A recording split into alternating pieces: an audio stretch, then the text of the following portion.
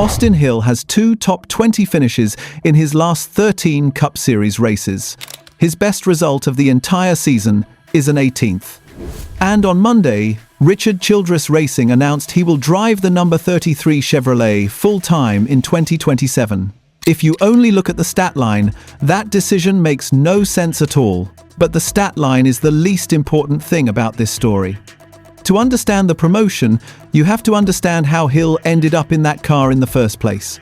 Kyle Busch, a 2-time Cup Series champion who had driven for Richard Childress Racing since the start of 2023, died on May 21st at the age of 41 from a severe case of bacterial pneumonia that progressed into sepsis. Hill, who was already racing full-time for the organization in the O'Reilly Auto Parts Series, was asked to take over the entry beginning at the Coca Cola 600 at Charlotte over Memorial Day weekend. The team renumbered the car from 8 to 33, with the number 8 set aside out of respect for the Busch family. That is the seat Hill has been sitting in ever since. Not a silly season opportunity, not a promotion he campaigned for. He was handed the hardest job in the garage in the middle of a season with no preparation on behalf of a team that had just lost one of its drivers. Richard Childress spoke to that directly in the announcement.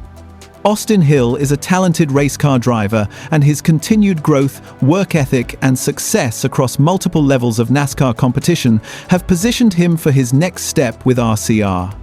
He's put a tremendous amount of effort into his career, especially this year with everything he's taken on.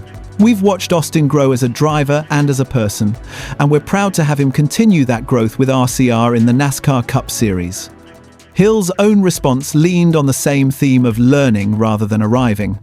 I'm extremely thankful to Richard and everyone at RCR for believing in me and giving me this opportunity. Every race car driver dreams of competing full-time in the NASCAR Cup Series, and to have that opportunity with RCR is something I don't take for granted. I've learned so much this year about what it takes to compete at this level, and I'm excited to take everything I've learned during my time at RCR and apply it to this next chapter. I want to do everything I can to help this organization continue moving forward. I'm excited for what's ahead and ready to get to work. Now, the honest version of the results. Hill made 2 part-time Cup starts earlier this season before any of this happened, finishing 21st at Phoenix and 33rd at Martinsville.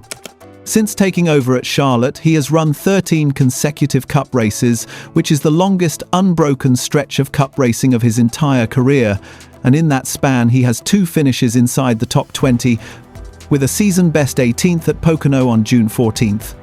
Across 30 career Cup starts spread over 5 years, his best finish anywhere remains a 9th on the Chicago Street Course in 2025. Those are not the numbers of a driver you promote. They are, however, the numbers of a driver who was thrown into a Cup car with no testing, no continuity, and a grieving team around him, while simultaneously running a full schedule in another series. That double duty is the part that gets glossed over. Every single weekend since May, Hill has been racing 2 cars in 2 different series for the same organization. And here is the detail that reframes everything. While doing that, in the number 21 Chevrolet in the O'Reilly Auto Parts Series, he has still collected 2 wins, 6 top 5 finishes, and 10 top 10s this season. He has not fallen off in the series where he actually knows what he is doing. He has just been spending the other half of every weekend learning the hardest cars in American motorsport under the worst possible circumstances. Widen the lens further and the case gets stronger. Hill has spent 5 full seasons in the O'Reilly Auto Parts Series with Richard Childress Racing and has 16 career wins in it. He has made the playoffs every single one of those seasons. He won the regular season championship in 2023 and reached the championship 4 in 2024.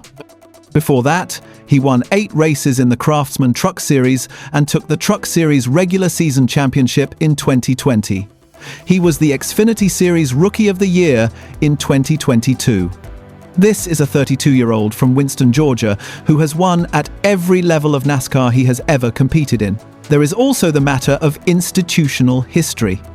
Richard Childress Racing has a long tradition of developing drivers internally and moving them up to the Cup Series. And the list of names who came through that pipeline includes Kevin Harvick, Clint Bowyer, Austin Dillon and Tyler Reddick. Hill is the next one in that sequence, and the organization made a point of framing him that way. That is not marketing language. It is Childress saying, publicly, that he believes the system that produced a champion in Harvick has produced another one. The knock-on effect is that RCR now has a hole in its own farm system. Hill leaves the O'Reilly Auto Parts series entirely at the end of this season, and his teammate Jesse Love is already confirmed to be moving up to the Wood Brothers Racing Cup entry for 2027. That means Richard Childress Racing needs 2 new drivers for its second-tier program next year, and as of the announcement, the team had not named either of them. In a silly season where Connor Zilisch has just gone to Hendrick Motorsports and every promising young driver in the country is suddenly a target, filling those 2 seats is a bigger task than it sounds.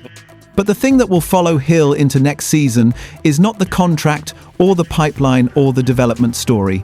It is the car itself. He is driving a number that exists because of a loss for a team that changed the digits on the door out of respect, and he has spent 13 races carrying that weight without any of the results that would let him relax. Childress could have gone shopping. There were experienced drivers available. Instead, he kept the man who had already been doing the job and did it in language that emphasized character as much as speed. The next chance to show what that means comes this Saturday night at Daytona. In the regular season finale, Hill has won in the O'Reilly Auto Parts series at Daytona more than once, including the season opener earlier this year, so superspeedways are genuinely one of his strengths. It would be quite a way to answer the doubts. What do you think? Has Austin Hill earned this seat on merit, or has Richard Childress made an emotional call? And who should RCR put in those 2 open second-tier cars for 2027? Let me know in the comments, and if you enjoyed this breakdown, smash that like button and subscribe for more NASCAR news. I'll catch you in the next one.